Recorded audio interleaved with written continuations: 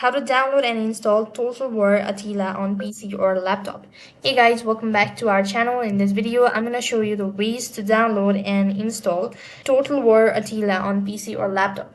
So in order to install the following game, you have to install Steam. Only through Steam you can access the game. So in that case, go ahead and open up your browser and on the web address bar type in steampower.com.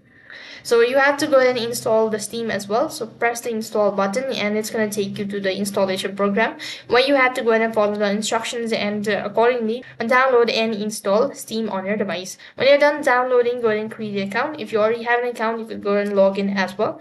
And once you're logged in, you need to go to the stores button.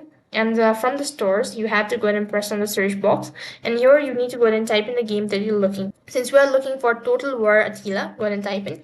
When you locate the following game, I'm going to press on it now. On this page, you could go ahead and read all the instructions and information, all that. And likewise, if you wish to go ahead and buy the following game, you could go ahead and add it to your cart.